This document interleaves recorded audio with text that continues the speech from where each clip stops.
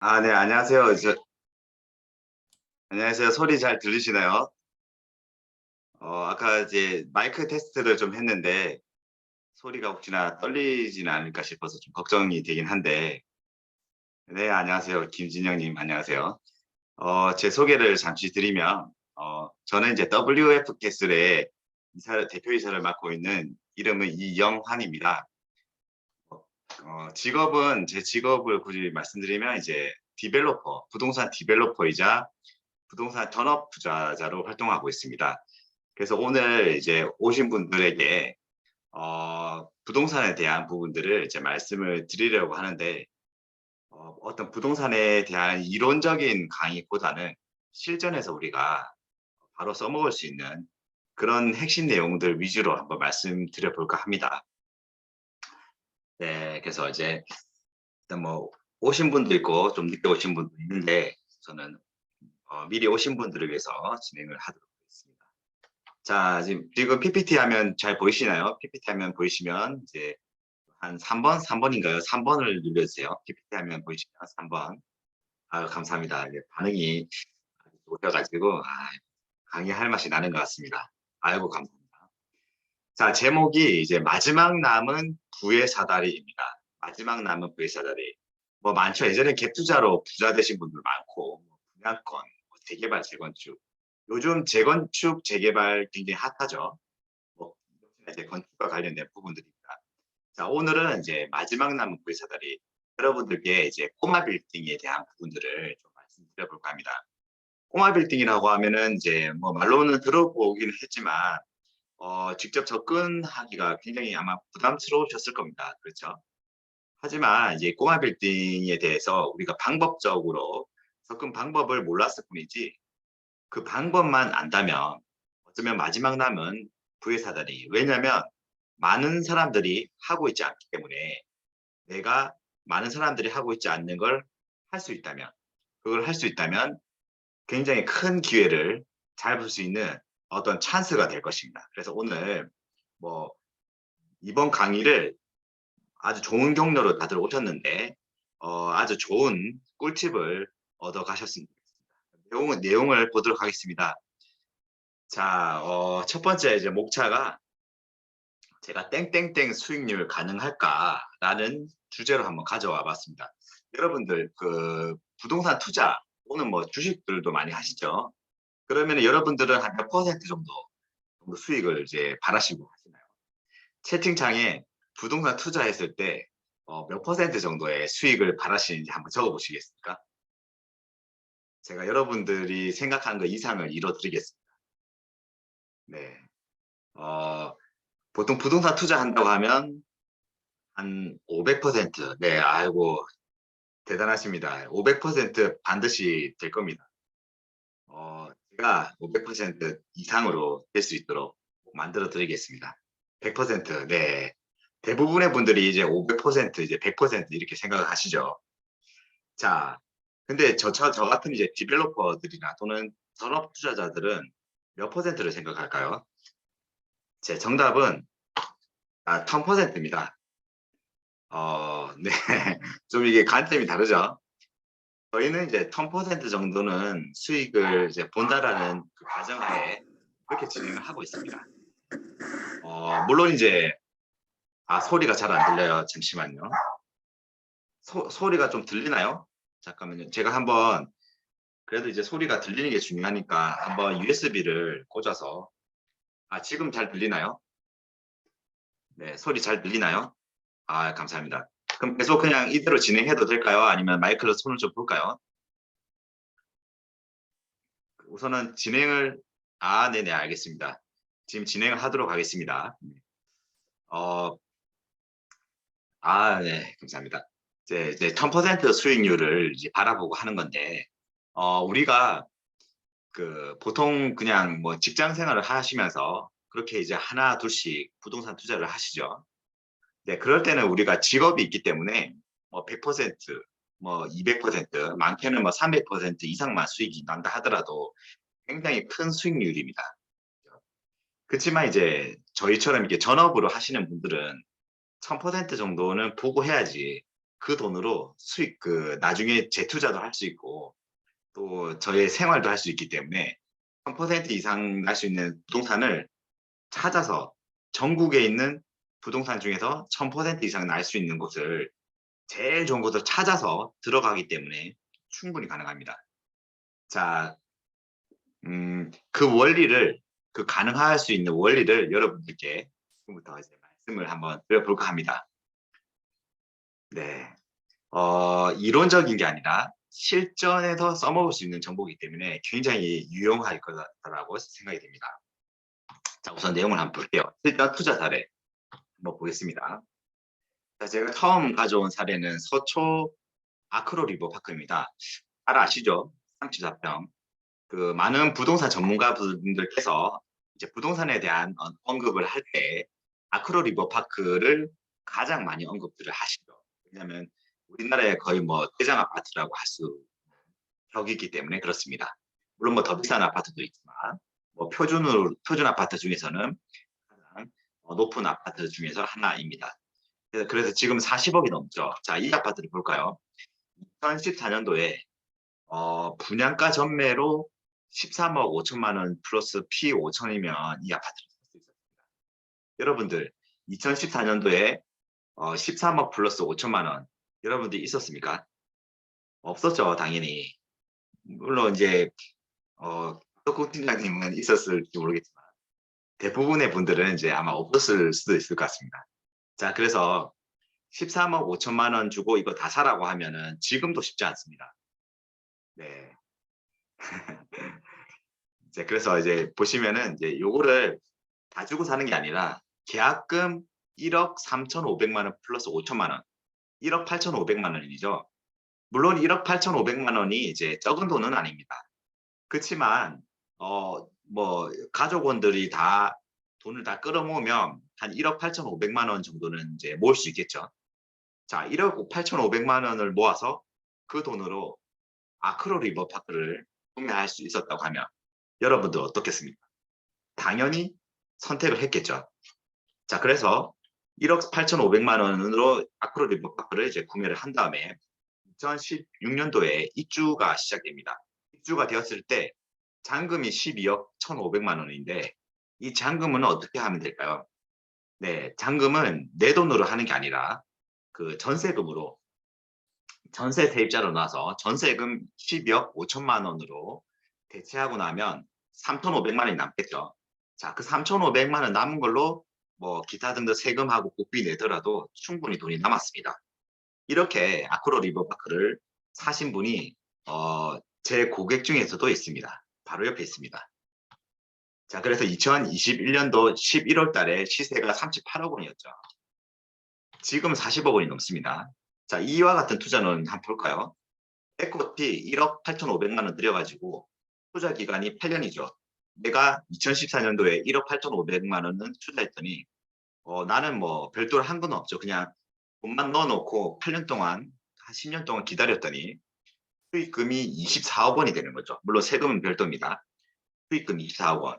여러분 평생 벌어도 24억 원 벌기 쉽지 않습니다. 사실은. 자, ROE가 1297%, 1000%가 넘었죠. 그래서 연 39.05%의 복리 이율이 발생됐다고 보시면 될 것 같습니다. 엄청나죠? 지금에서 이렇게 얘기하는데 만약에 이렇게 될 거다라는 걸 사람들이 알았더라면 당연히 샀겠죠. 자, 그러면 이렇게 될 거다라는 거 우리가 알 수 있을까요, 과연? 부동산은 충분히 그 사실을 알 수가 있습니다. 제가 나중에 오프라인 강의를 하고 정규 강의로 들어가면 왜 그렇게 되는지를 정확하게 말씀드릴 겁니다. 다음 사례, 다음 사례 전에 아크로 리버파크의 어떤 원리들을 한번 보겠습니다. 자, 물론 이제 레버리지 원리입니다. 여러분들 레버리지 잘 아시죠? 레버리지 원리라서 이제 계약금 10%가 있으면 중도금이 60%고 잔금이 30%입니다. 여기서 이제 계약금 10% 아까 1억 8,500만 원을 나의 에코티로 투자를 하는 거죠. 그리고 나머지 중도금은 당연히 아파트 중도금 대출로 은행에서 대출을 받습니다. 그리고 나머지 잔금은 어떻게 합니까? 나머지 잔금은 보증금, 즉 전세 대출금으로 커버를 치는 거죠. 만회를 하는 거죠. 그래서 내 돈 에쿼티 1억 8,500만 원만 있으면 24억 원을 벌 수 있는 그런 기회의 장이었는데 뭐 아크로 리버파크만 그랬느냐? 딴 것도 한번 보겠습니다. 자, 다음 사례는 2014년도가 아니라 2014년도에서 2년이 더 지난 2016년도입니다. 2016년도에 서울의 강남 대치안 레미필리스가 34평 14억 1,900만 원이었습니다. 역시나 14억 1,900만 원 주고 이 아파트 다 사라고 하면 쉽지 않죠. 자, 그래서 계약금 1억 4,190만 원, 방금보다 한 4천만 원 더 저렴하죠. 1억 4,190만 원, 뭐 적지는 않지만 그래도 이제 뭐 연끌하면 충분히 끌어모을 수 있는 돈입니다. 자, 이 돈을 들여가지고 우리가 2016년도 8월달 이거는 이제 뭐 방금은 이제 분양권 전매였는데 아크로 리버파크는 분양권 전매였던 반면에 2년을 기다렸죠. 그렇지만 대치안 레미필리스는 2년도 기다리지 않습니다. 그냥 3개월 만에 잔금을 치르는데 3개월 만에 12억 7,710만 원의 잔금을 치러야 되는데 이 역시 내 돈으로 치르는 게 아니라 전세 자금으로 치르는 거죠. 전세 보증금 13억 원을 받아서 그러면 한 2,300만 원 정도 남죠. 그 남은 돈으로 어떻게 합니까? 세금 내고 국비 내면 충분히 만회가 되죠. 그래서 지금 시세가 2021년도 35억 원인데 역시나 지금은 뭐 40억 원이 넘습니다. 수익률을 한번 볼까요? 수익률을 봤더니 에코티가 1억 4,190만 원만 있으면 6년 동안 그냥 나는 아무것도 안 하고 지금은 한 8년 되겠네요. 8년 동안, 6년 동안, 7년 동안, 8년 동안 아무것도 안 하고 기다리기만 하면 수익금이 20억 원. 뭐 지금은 더 올랐으니까 25억 원 정도 되겠네요. ROE가 1466%, 연 58.18%의 수익이 났습니다. 여러분들 이제 1억 4,190만 원을 넣어서 한 7년 기다려서 20억 원 번다. 괜찮은 투자 아닙니까? 자, 원리를 한번 보겠습니다. 어떤 원리가 작용이 됐는지. 자, 이제 계약금이 10%고 나머지 잔금이 90%죠. 그러면 이 계약금 10%를 에코티라고 해서 아까 1억 4,100만 원인가요? 1억 4천만 원 정도를 내 돈으로 투자를 하는 거죠. 자, 그럼 잔금은 어떻게 합니까? 방금 보신 바와 같이 잔금을 전세 보증금으로 메꾸는 거죠. 그러면 내 돈 1억 4천만 들어가면 나머지 돈은 전세 보증금으로 메꿀 수 있으니까 이렇게 6년, 7년 딱 지났더니 20억 원이 벌어지더라는 겁니다. 자, 아크로 리버파크와 대치레미안 팰리스만 그랬을까요? 또 다른 사례 한번 볼게요. 지금은 이제 경기도 군포시의 이편한 세상이라는 아파트입니다. 보시면 2017년도, 방금 2016년도인데 이제는 1년이 더 지났죠. 2017년도에 매매가 4억 3,500만 원인데 계약금 4,350만 원, 10%죠. 자, 그리고 3개월 뒤에 잔금 3억 9,150만 원을 내 돈으로 하는 게 아니라 어떻게 한댔죠? 전세금으로 4억 2천만 원의 전세금으로 메꾸면 얼추 3천만 원이 남죠. 그러면 남은 3천만 원으로 복비 내고 세금 내도 충분히 이제 집수리하고 남은 돈으로도 여행도 한번 갈 수 있죠. 자, 그리고 2021년도 11월 달에 전세 시세가 10억 원이 됐습니다. 그래서 수익률을 봤더니 보십시오. 이게 에코티가 4,300만 원, 10%의 돈만 들였을 뿐인데 투자 기간이 4년 동안 또는 5년, 6년 동안 그냥 묶여만 놨더니 수익 기금이 5억 6,500만 원이 났습니다. ROE가 1298%죠. 연 93.37%. 엄청난 수익이죠. 자, 뭐 제가 지금 어떤 세 가지 사례를 좀 보여드렸는데 이 세 가지만 그랬느냐? 자, 또 넘어가겠습니다. 보십시오. 이제 2017년도에 이거는 이제 또 분양가 전매입니다. 동탄의 린스트하우스라는 아파트인데 2017년도 12월 달에 분양권 전매로 4억 4천짜리를 P4천 주는 거죠. 그러면 계약금 4,400만 원에 P4천 하면은 8,400만 원만 드리면 2019년도에 분양권 잔금 시기에 전세금을 받아서 대체를 하면 뭐 이거 같은 경우에는 5천만 원이 남죠. 남은 돈으로 취득세, 복비 그리고 이제 기타 생활을 하면 됩니다. 자, 지금 시세가 18억 원인데 지금 실제로 20억 원이 넘습니다. 이건 수익률이 어땠을까요? 수익률이 뭐지? 8,400만 원을 들여서 투자 기간 4년 동안 그냥 가만히 있었더니 13억 4천만 원의 수익이 났더라고요. 1,595%, 연 102%의 수익이 났습니다. 자, 몇 가지 또 보여드리겠습니다. 지금 보십시오. 2019년도가 됐습니다. 2년이 흘렀습니다. 남들은 2024년도에 이미 끝났다라고 한 사람들도 있고요. 2016년도에 이미 끝났다. 2017년도가 되니까 또 끝났다. 근데 2019년도가 돼도 또 남아있죠. 끝났다고 했을 때가 계속 오릅니다. 끝났다고 했는데 계속 오릅니다. 매매가가 여기는 이제 경기도 화성시 병점 효링턴 플레이스입니다. 매매가가 2억 9천만 원인데 계약금 2,900만 원. 그리고 이제 잔금이 2억 6,100만 원인데 전세금을 받아서 잔금을 대체하면 되죠. 그래서 시세가 지금은 7억이 넘습니다. 에코티가 2,900만 원인데 뭐 한 2년 3년 있었더니 수익금이 한 4억 원. 지금 올랐으니까 한 4억 원 정도 수익금이 되는 거죠. 1241%입니다. 연 266.2%의 수익률이 발생된 거죠. 자, 그러면 2019년도 이후로 끝났을까요? 또 있습니다. 20년도가 됐습니다. 2020년도. 남들은 다 끝났다고 했을 때 2020년도 또 있습니다. 10월 달에 매매가가 3억 5천만 원이죠. 계약금이 3,500입니다. 2021년도에 잔금을 치르는데 당연히 이제 전세금으로 치러야 되는데 이 같은 경우에는 전세금으로 잔금을 치르려고 했더니 2,500만 원이 부족하죠. 그러면 이제 에코티가 늘어나는 겁니다. 계약금 3,500 플러스 2,500만 원 하면 이제 6천만 원 갖고 집을 산 겁니다. 자, 시세가 지금 7억이 넘습니다. 실제로 에코티 5천만 원 정도 들여서 5천인가요? 6천. 에코티 6천만 원 들여서 투자 기간이 한 1, 2년 됐고 수익금이 한 3억 됐습니다. ROE라는 게 내 돈 대비해서 수익금이 얼마나 났느냐 그겁니다. 자기 자본 대비해서 수익금. ROE가 500%입니다. 그리고 연 500%가 되겠죠. 자, 이러한 부분들이 계속해서 이어지고 있습니다. 그 투자라는 게 남들이 끝났다라고 하지만 지속적으로 누구는 투자하고 누구는 수익을 벌고 있습니다. 저도 이제 제가 이제 수익이 안 나면 어떻게 전업 투자자로 이제 활동을 할 수 있겠습니까? 그래서 이제 이러한 부분들을 저희가 이제 오프라인 강의에 오시면 그 꼬마 빌딩 건축과 그 모든 다른 강의들과 함께 제가 풀어드리려고 합니다.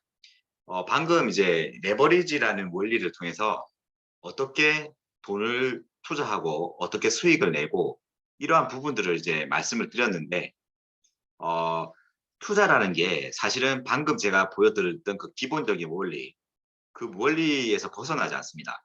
뭐 경매를 하든 꼬마 빌딩 건축을 하든 뭐 토지 투자를 하든 토지 개발을 하든 레버리지를 활용을 해서 에코티 대비해서 수익률을 극대화하는 그런 부분들은 모든 투자가 원리가 동일합니다.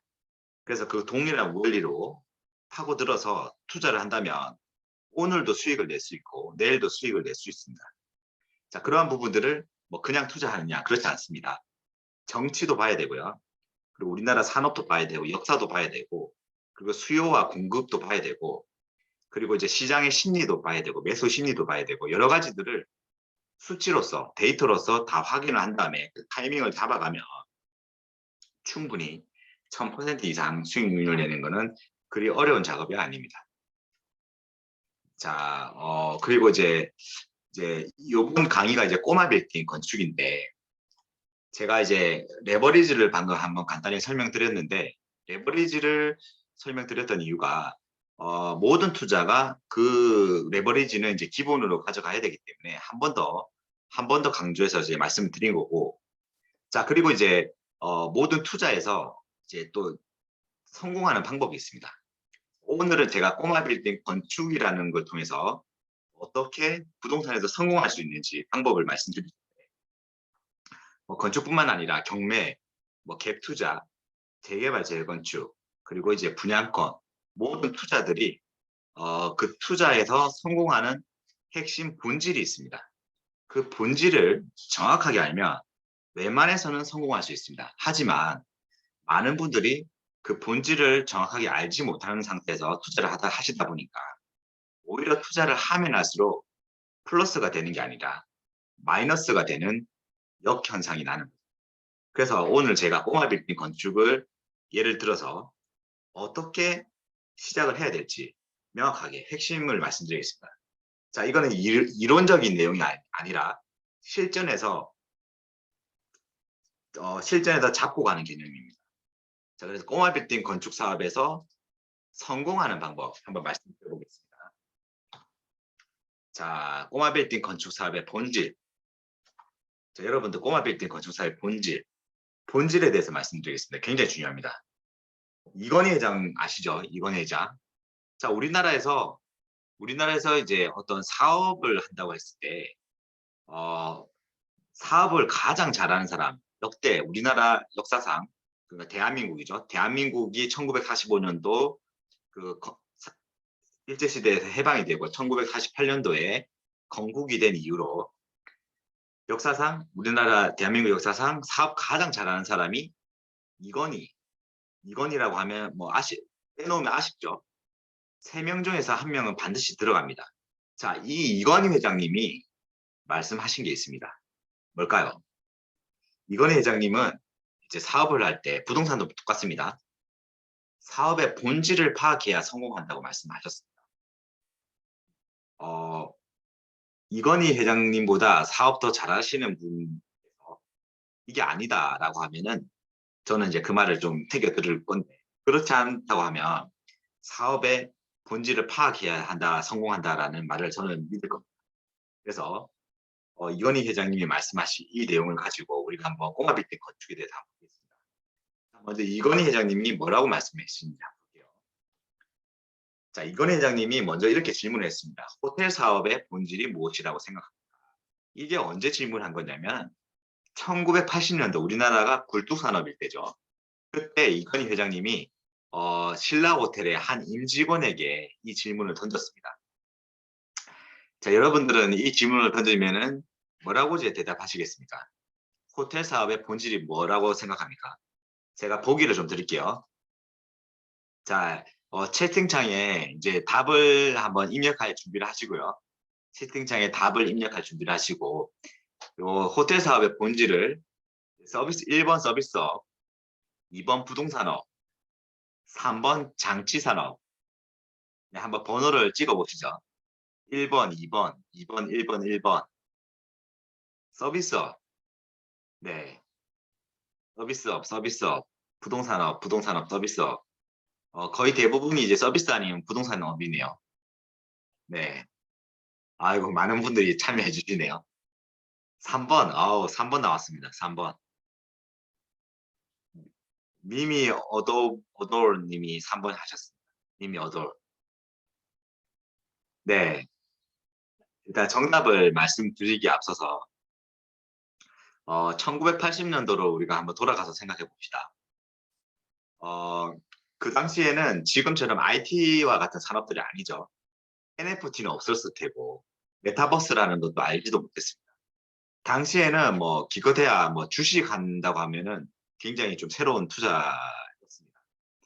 죄다 굴뚝 산업이었고 굴뚝 산업이 이제 이제 전부라고 생각하던 시절이었습니다. 자, 그런 시절 때 신라호텔의 임원은 당당하게 이 질문에 대해서 서비스업입니다 라고 답변했습니다. 여러분들, 지금에야 서비스업이 뭐 너무 우리나라 산업의 70%가 서비스업이기 때문에 당연하다라고 생각할지 모르겠지만 당시에 서비스업입니다 라고 대답하는 거는 지금 우리 NFT다, NFT 요즘 핫하죠. NFT다, 메타버스다 막 이렇게 답하는 거랑 거의 뭐 유사한 답변이었습니다. 굉장히 획기적이고 앞으로 유망한 그런 산업의 답변이었죠. 그래서 임직원이 서비스업입니다 이렇게 답변했습니다. 그러니까 NFT 사업입니다 이렇게 답변한 것과 같습니다. 요즘 NFT 핫한 거 아시죠? 정말 핫합니다. 앞으로 계속해서 NFT는 발전하고 돈이 되는 사업이라 생각합니다.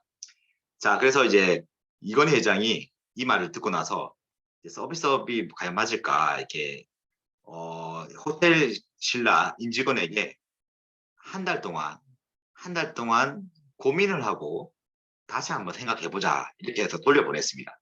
자, 어떻습니까? 이건희 회장이 한 달 동안 고민을 해보고 다시 얘기해 보자 이 말을 했다고 하면 굉장히 긴장이 되겠죠. 임직원 입장에서는. 우리나라에서 넘버원 회장이 그 말을 했으니까. 그래서 임직원은 일본에 벤치마킹을 하러 갔다 옵니다. 지금에야 뭐 일본이 뭐 한 45,000달러, 우리나라 30,000달러 별 차이가 없죠. 하지만 당시 우리나라 1980년도 때는 우리나라가 갓 1,000달러 정도밖에 안 되는 시절이었습니다. 근데 일본은 10,000달러가 넘었죠. 그래서 우리나라보다 몇십 배 잘 살던 나라였습니다. 일본이. 뭐 너무 우리나라가 너무 발전을 하다 보니까 최근에 이렇게까지 성장을 했는데 당시만 해도 몇 수십 배 잘 살았습니다. 그래서 당연히 벤치마킹을 하면 당연히 일본에 가서 벤치마킹을 하는 게 너무나도 당연했습니다. 그래서 호텔 신라 직원분이 한 달 동안 일본에 가서 모든 호텔들을 본 다음에 당당하게 딱 돌아와 가지고 이건희 회장을 다시 만난 거죠. 그래서 이건희 회장 앞에서 호텔 사업은 부동산업입니다라고 이제 2번 말씀하신 분 많죠. 부동산업입니다 이렇게 말씀드렸습니다. 자, 그래서 이건희 회장이 뭐라고 대답했냐면은 부동산업이긴 한데 장치산업이 더 강하다. 장치산업이자 부동산업이다 이렇게 얘기를 했습니다. 왜냐면은 이제 호텔 같은 경우에는 생각해 보십시오. 우리가 부동산을 투자할 때도 마찬가지입니다. 사람들은 이제 그냥 봤을 때 뭔가 이제 투자해서 돈을 벌 것 같은 부동산을 사죠. 호텔도 마찬가지입니다. 호텔도 뭔가 서비스가 좋으면은 호텔 사업이 잘 될 것 같은 느낌이 들죠. 1차적인 시각에서 이제 쳐다보면은 과연 성공할 수 있을까? 예를 들면 이런 겁니다. 우리 호텔 가면은 호텔에서 청소하시는 분들 어때요? 외국 사람들이죠.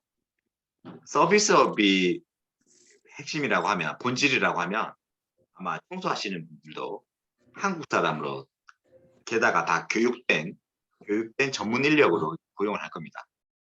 그렇지만 그렇지 않습니다. 호텔 사업에서 서비스를 하면 할수록 마이너스가 납니다. 네, 물론 이제 기본적인 서비스는 필요하겠지만 카운터에서 하는 서비스를 제외한 서비스를 더 추가하면 추가할수록 오히려 매출은 증가하겠지만 비용이 증가해서 오히려 이익적으로 봤을 때는 마이너스가 됩니다. 그래서 본질이 아닙니다. 서비스업을 적당한 선에서 그냥 커팅을 해야 됩니다. 자, 그러면 이제 왜 장치산업이라고 얘기했냐면은 호텔에서 숟가락을 놓거나 젓가락을 놓거나 또는 비누를 놓거나 이불을 놓거나 수건을 놓거나 잘 보십시오. 호텔 가면은 이상하리만큼 다음날 흐트르고 내가 분명히 밖에 나갔다 왔는데 똑같은 위치에 그대로 있죠. 네. 그리고 식당을 가면 호텔에 있는 식당을 가면 항상 똑같은 위치에 수저, 똑같은 위치에 의자 이상하게 다 똑같습니다. 자, 그래서 호텔은 그리고 인테리어도 마찬가지죠. 인테리어도 호텔이 죄다 다 이제 이쁘고 그러니까 일률적으로 똑같이 놨습니다. 그래서 호텔은 얼마나 이런 것들을 세팅을 잘 하느냐, 인테리어를 적정한 가격에 잘 하느냐, 또 그 내용물들, 수건들, 숟가락들, 그리고 뭐 치약, 칫솔, 그리고 뭐 어떤 이제 물품들 얼마나 효율적으로 세팅을 잘 하느냐에 따라서 호텔의 승패가 좌지우지됩니다. 이 부분은 하면 할수록 돈을 법니다. 심지어 숟가락의 무게도 조절합니다. 젓가락의 무게도 조절합니다. 가장 최적화된 무게의 젓가락과 숟가락을 놓는 게 이득인 거죠. 자, 이렇게 장치 산업입니다. 얼마나 세팅을 잘하느냐. 자, 그리고 두 번째로는 이제 부동산업이라고 한 이유가 뭐냐면 여러분들이 이제 호텔을 또 오해를 하시는 게 있는데 호텔은 본업이 관광이 아닙니다. 강릉, 제주도 이거는 약간 부수적인 거지 실질적인 호텔 본업은 사업을 하는 장소입니다. 호텔에서 세미나를 하고 호텔에서 여러 외국 바이어들이 모여서 그 사업을 하고 회의를 한 다음에 숙소에서 묵는 거죠. 그래서 비즈니스의 장입니다. 그렇기 때문에 입지가 굉장히 중요합니다. 호텔은. 입지가 굉장히 중요해서 좋은 입지에 호텔을 잡으면 투숙객도 더 많아집니다. 비즈니스를 하기 위해서 호텔에 오기 때문입니다. 그래서 우리나라에서 가장 핵심 입지가 어디죠? 삼성역 쪽이죠. 현대집 입지가 있고 그리고 한국무역센터가 있는 강남 테헤란로 중에서도 삼성역 쪽이 땅값이 제일 비싸고 그곳이 핵심이죠. 자, 거기 바로 앞에 보면 호텔들이 있습니다. 그 괜히 있는 게 아닙니다. 입지가 좋은 곳에 호텔이 있으면 장사도 잘 되고 나중에 부동산 값이 올라서 더욱더 이제 부수적인 수익이 발생이 됩니다. 그래서 호텔 산업은 장치 산업이자 부동산 산업이다라고 얘기를 하는 겁니다. 자, 몇 가지 한번 더 볼게요. 다른 산업들 한 개 몇 가지 더 보겠습니다. 자, 그럼 여러분들 반도체 사업과 시계 산업과 백화점은 또 어떻다고 봅니까? 한번 제가 또 질문을 한번 드려볼게요. 첫 번째, 반도체 사업은 본질이 뭘까요? 반도체 사업. 아시는 분 답변을 달아주세요. 반도체 사업은 자 채팅창에 아시는 모르시는 분도 뭐 그냥 찍어도 됩니다. 반도체 사업은 뭘까요? 네, 좀 이게 헷갈리죠? 반도체 사업은. 반도체 사업은 제가 정답을 바로 알려드릴게요. 반도체 사업은 양심산업입니다. 여러분들 양심산업이 뭔지 아십니까? 양심산업이라는 거는 A부터 Z까지 완벽하게 수행을 할 때 수익이 나는 사업입니다. 예를 들면 우리 반도체가 멈추면은 수조 원의 손실이 나는 거 아시죠? 뉴스에서 한번 들리죠? 자, 직원이 실수로 그 청소를 열심히 해야 되는데 청소를 제대로 안 해서 먼지가 들어가면 라인이 멈춰버립니다. 그리고 이제 어떤 공정을 마무리를 하고 퇴근을 해야 되는데 그냥 집에 일이 있어가지고 대충 하고 그냥 집에 가버리면 또 라인이 멈춰버립니다. 그러니까 반도체 사업은 A부터 Z까지 완벽하게 하지 않으면 이 참 손실을 많이 보는 산업입니다. 그래서 양심 산업이라고 부릅니다. 양심껏 보이지 않는 것들을 열심히 하는 거죠. 자, 그러려면은 반도체 사업에서는 뭐를 해야 될까요? 뭐 제조업처럼 공장을 지어가지고 뭐 비용을 줄여야 될까요? 그렇지 않습니다. 반도체 사업은요, 오히려 성과금도 많이 주고 그 삼성전자가 성과금이 굉장히 많죠. SK 하이닉스도 성과금이 많고 반도체 산업은 성과금도 많이 주고 체육대회도 하고 그리고 회사의 애사심을 고취하기 위해서 그런 어떤 활동들을 굉장히 후하게 많이 합니다.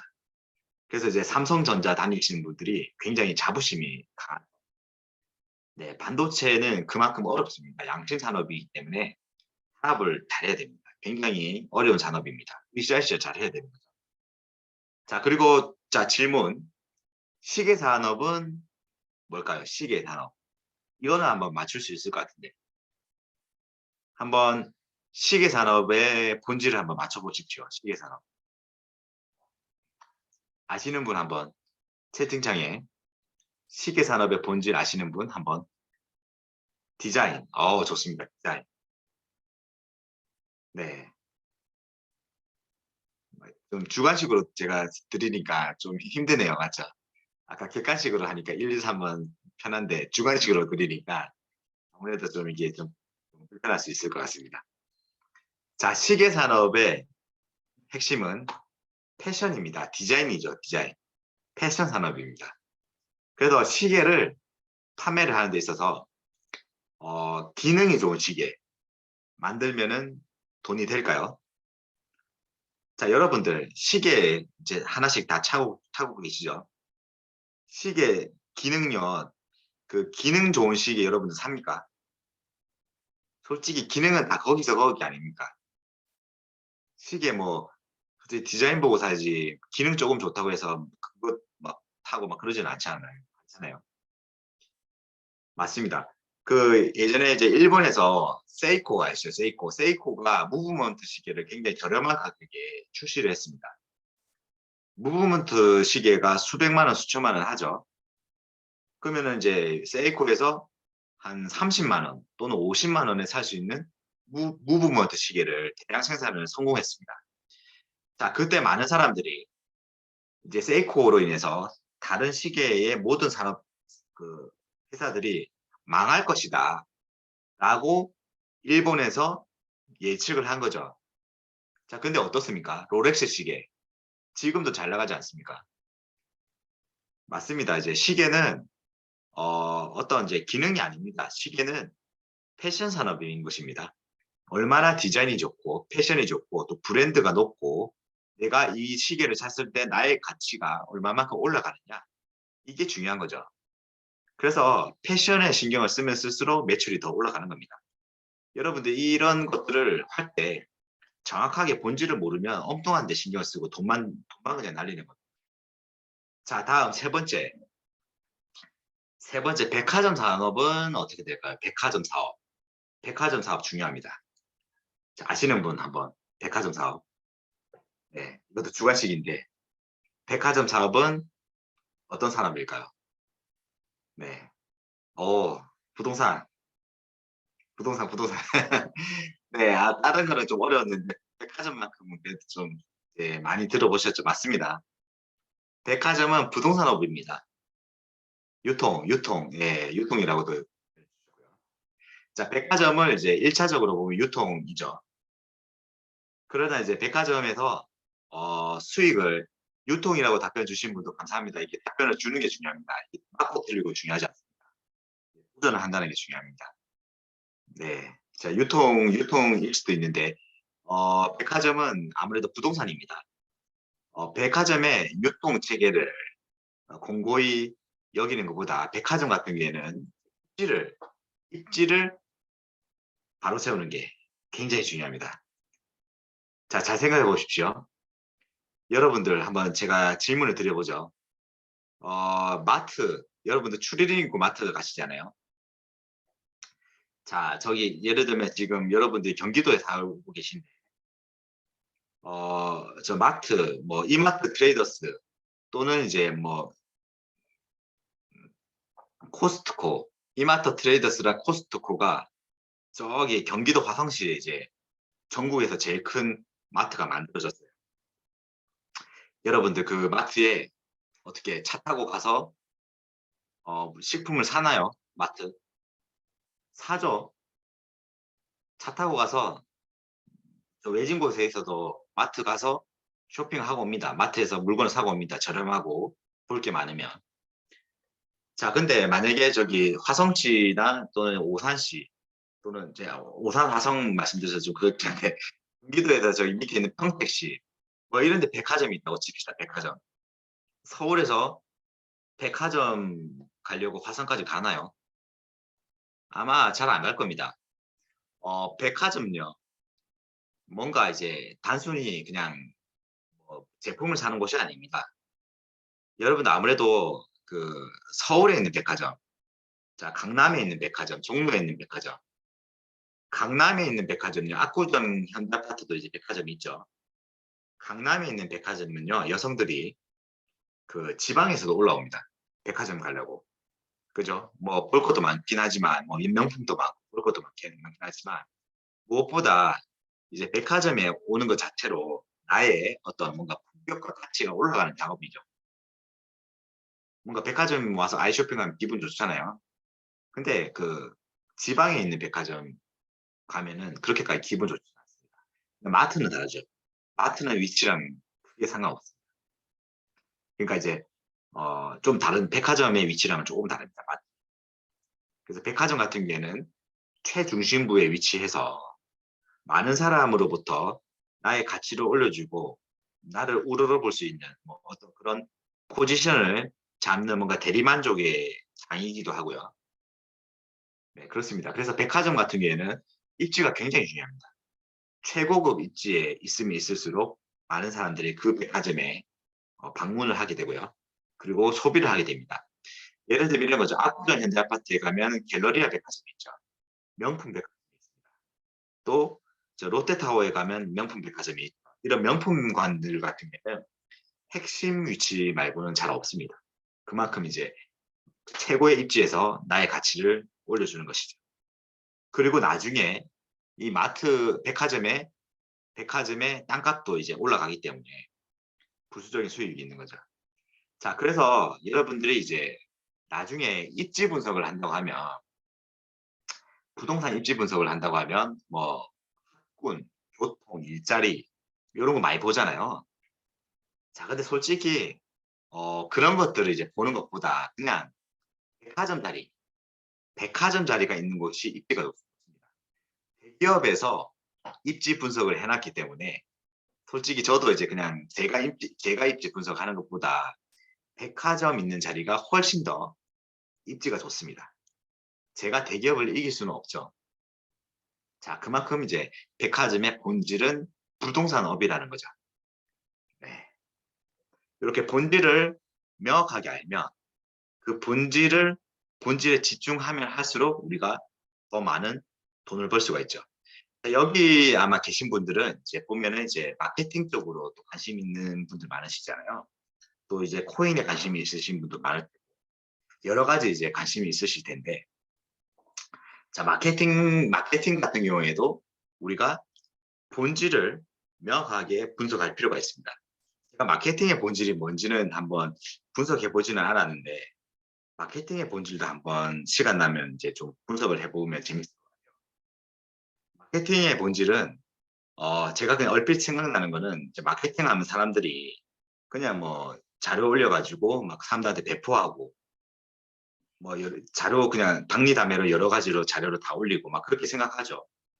또 이제 링크 뭐 어떤 로직들을 활용해 가지고 상위 노출 잘 되게 하고 뭐 이런 것들이 이제 과연 본질이 될 수 있을까 이거 생각할 필요가 있습니다. 왜냐면은 막상 마케팅을 이제 한다라고 하지만 많은 사람들이 마케팅에 노력을 하고 이제 시간을 투자하지만 마케팅을 해서 많은 돈을 버는 사람도 정해져 있거든요.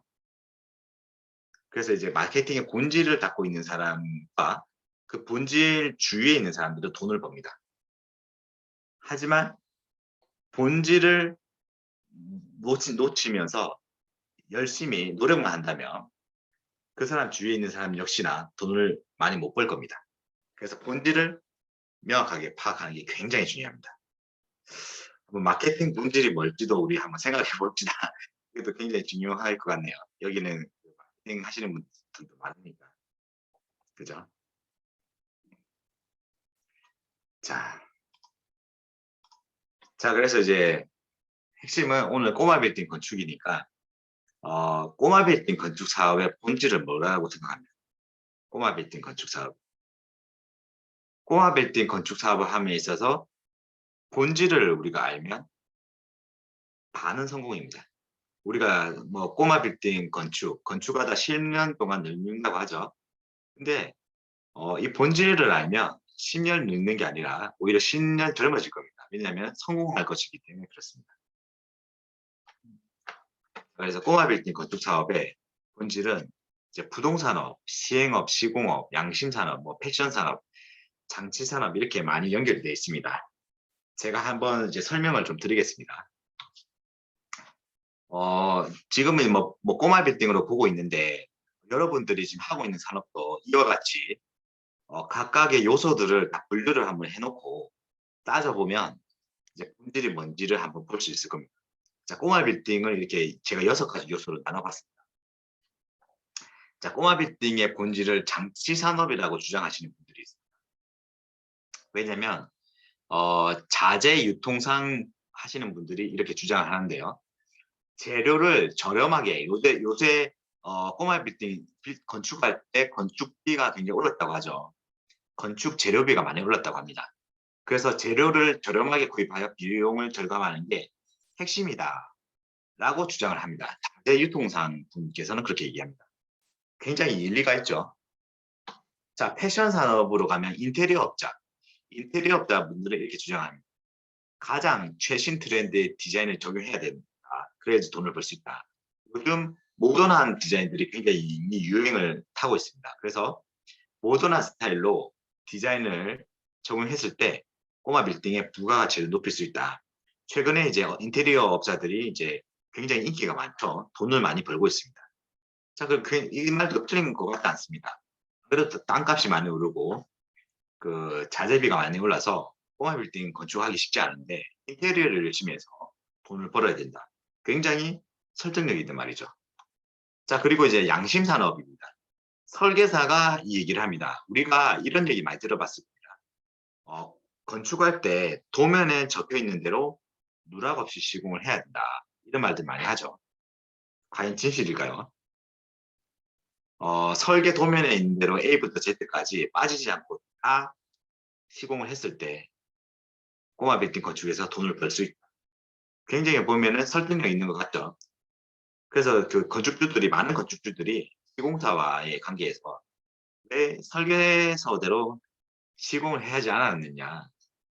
설계서대로 시공을 하지 않았기 때문에 품질에 문제가 있지 않느냐. 이렇게 많이 지적합니다. 자, 도면대로 하는 것이 돈을 많이 벌 수 있는 방법인가. 이것도 좀 설득력도 있습니다. 자, 네 번째로 시공업입니다. 건설업자분들이 이렇게 얘기하죠. 100년이 지나도 끄떡 없는 건축물을 시공하자. 건설업자분들이 아마 한 30년, 40년, 20년, 최소 20년 이상 된 건축업자분들이 이렇게 주장을 합니다. 자, 100년이 지나도 끄떡 없는 건축물. 굉장히 설득력 있죠.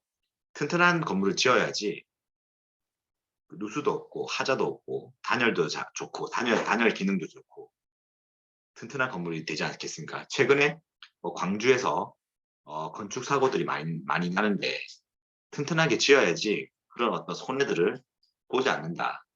이것도 나름 설득력이 있습니다.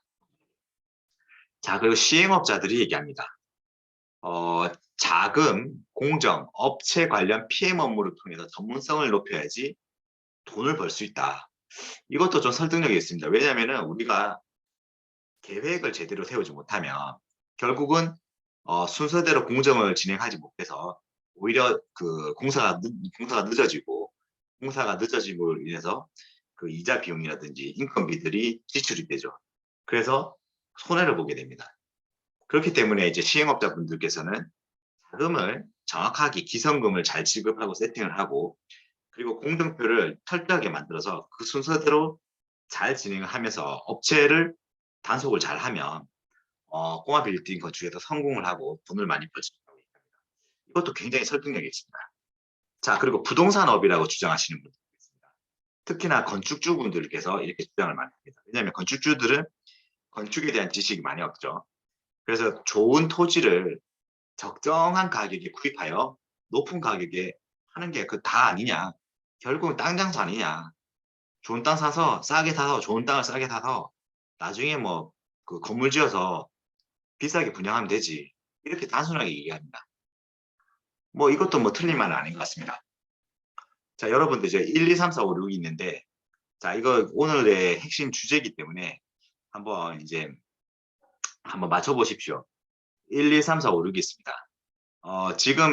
지금 듣고 계신 분들 있으면은 1, 2, 3, 4, 5, 6 한 번씩 다 입력해 보십시오. 1, 2, 3, 4, 5, 6 중에서 자, 이게 좀 막바지로 오니까 이제 집중력이 흐트러지신 분들 계실 텐데 어쨌든 듣고 있으신 분들은 1, 2, 3, 4, 5, 6 중에서 하나씩 다 눌러보십시오. 아, 역시 여기 계신 분들은 건축주 입장이라서 그런지 전부 다 부동산업으로 말씀을 해주시네요. 장치산업, 패션산업, 부동산업 1, 2, 3, 4, 5, 6 다인 것 같다. 맞습니다. 전부 다인 것도 맞습니다. 패션산업 강의를 해보면 전부 다 맞다고 말씀하시는 분들도 많습니다. 다 중요합니다. 어떤 분은 이제 시공업이다. 튼튼한 건물. 맞습니다. 100년이 지나도 끝도 없는 건물. 시행업. 맞죠. 시행업으로 예전에 뭐 1, 2억으로 시행업 막 100억씩 벌고 이런 분들 많았죠. 시행업 굉장히 중요합니다. 자, 꼬마 빌딩 건축에 대한 성공적인 사업을 하기 위한 요건입니다. 정답은요. 정답은 제가 다 말씀해 주셨나요? 네, 이 6개 중에서 꼬마 빌딩 건축에서 전부 다 중요한 것 같지만 실제적으로 가장 많은 절대적인 비중을 미치는 산업 분야가 하나가 있습니다. 전부 다, 참 신기하죠? 전부 다 영향을 많이 미칠 것 같은데 여기서 어떤 하나가 승패를 좌지우지하는 절대적인 요소가 하나가 있습니다. 이거 아시면 진짜 성공합니다. 이건희 회장이 그렇게 강조했습니다. 사업에서 본질을 아는 것이 중요하다. 왜냐하면 사업을 하다 보면 1번 나왔습니다. 1번. 사업을 하다 보면 우리가 시간이 없죠. A부터 Z까지 다 하고 싶은데 반드시 선택을 해야 되는 순간이 옵니다. 다 하려면은 직원들을 많이 고용해서 해야 되는데 그렇게 되면 비용이 너무 많이 들죠. 그렇다 보니까 어쩔 수 없이 욕먹더라도 그 중에서 하나 또는 2개 정도만 선택해서 그거를 이제 밀어붙이는 거죠. 그래서 사실은 여기서 이제 사업해 보신 분들은 아시겠지만 사장님들은요, 욕바가지, 항상 욕바가지 갖고 다니셔야 됩니다. 항상 욕 들어먹는 직업입니다, 사장님들은. 왜냐면은, 양심산업도 나왔네요, 4번. 왜냐면은 사장님들은, 많은 요소들이 있는데, 직원들이 생각하는 거 다르고, 그리고 과장, 부장의 중간 관리자가 생각하는 핵심 요소가 다르고, 그리고 임원이 생각하는 거 다르고, 그리고 사장님이 생각하는 게 다릅니다. 그래서 모든 사람을 만족시킬 수 없고, 핵심적인 한두 개를 끝까지 밀어붙이면서 나머지 사람들한테는 그냥 욕을 들어먹어야 됩니다. 어쩔 수 없습니다. 그래서 사장이라는 자리는 제 생각에는 욕 들어먹는 자리가 맞습니다. 그렇게 해야지 성공합니다. 욕을 들어먹어야지 주관을 가지고 그거를 끝까지 밀어붙여야지 성공을 합니다. 왜냐하면 다른 분들은 사장이 생각하는 그 본질을 보지 못하기 때문입니다. 그 본질은 사장만 볼 수 있습니다. 사장만. 굉장히 중요하죠. 자, 정답 궁금하시죠? 정답이 굉장히 궁금할 겁니다. 정답은 바로 땡땡땡업입니다. 땡땡땡땡. 정답은 6개 중에 다 하나가 있습니다. 자, 그래서 지금 저희가 이제 오프라인 강의에서 그 비밀을 좀 풀어드리려고 합니다. 꼬마 빌딩 건축이나 또는 그 외에 갭 투자, 분양권, 재건축, 재개발, 그리고 경매, 원리가 동일합니다. 다르지 않습니다. 모든 투자들이 그것에 대한 본질이 있고 그 본질을 익혔을 때 돈을 벌 수 있습니다. 그러나 이제 시간이 지나서 나도 모르게 그 본질에서 벗어나는 경우가 있습니다. 그래 되면 이상하게 나는 열심히 했는데 돈을 벌지 못하는 그런 경우가 굉장히 많아지는 거죠. 그래서 오프라인에서 이 모든 것들을 한번 이제 풀어드려볼까 합니다. 그래서 지금 이제 오프라인 강의를 좀 준비를 했습니다. 이제 박덕훈 팀장님과 함께 오프라인 특강을 이번 주 목요일 6시 30분 그리고 이번 주 토요일 6시 이게 2차례를 이제 실시를 할 겁니다. 둘 다 이제 같은 내용으로 진행을 할 겁니다. 목요일 6시 30분에 한 번 할 거고요. 그리고 토요일 6시에 토요일 6시에 또 이제 한 번 할 겁니다. 자, 이때 제가 이제 꼬마 빌딩 건축뿐만 아니라 다른 어떤 부동산 산업에 대해서 본질은 무엇인가, 또 그 본질을 알게 되면 여러분들 성공을 하는 거죠. 성공할 수 있는 본질은 무엇인가 공개를 해드리면서 더 다양한 얘기들을 해드리고자 합니다. 이 자리에서 정답을 공개해드리고 싶긴 하지만 그래도 이제 만나서 제가 오프라인 특강에 오시는 분들이 특별히 이제 공개를 드리려고 합니다.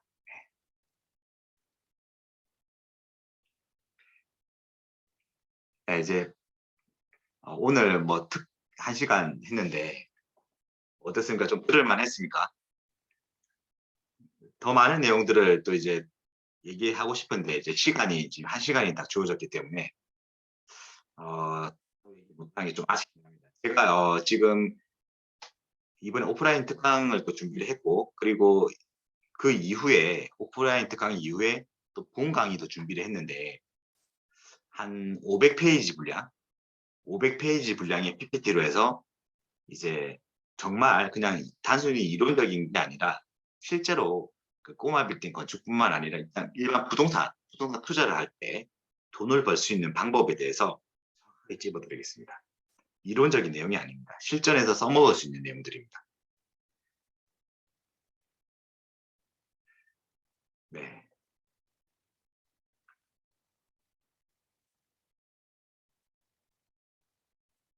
네, 오늘 저는 이제 여기 강의는 이제 한 이 정도 이제 오늘 준비된 건 이제 여기까지고요. 그럼 어떻게 하죠? 박덕호 팀장님 어떻게 하죠? 이게 또 Q&A를 네, 해야 되나요? 우선 거기 지금 카톡방에 지금 남겨드렸으니까요. 우리 대표님께서 관심 있으신 분들은 요번 주 6시 반, 그 토요일 날도 6시 반이죠, 대표님? 네, 6시입니다. 토요일 6시입니다. 토요일. 토요일 날 6시에 해갖고 지금 카톡방에 공지를 해드렸습니다. 카톡방이 네. 아니라 저희 채팅방에 공지를 해드렸으니까요. 네. 그거 참고하고서 오시면 되지 않을까 싶습니다. 네, 그래서 1차 5명, 2차 5명 해갖고서 목요일 날 한번, 그 다음에 토요일 날 해갖고 나눠서 진행할 테니까요. 이 내용 보고서 우리 대표님께서 신청하시면 되지 않을까 싶습니다. 그 강의 내용들은 잠깐만 좀 대표님 그 강의 목차랑 한번 공개해 주실 수 있을까요? 오프라인 때 잠깐 제가 하실 목차를 때. 한번 네, 말씀드리겠습니다. 네, 파일을 한번 열어볼게요. 네.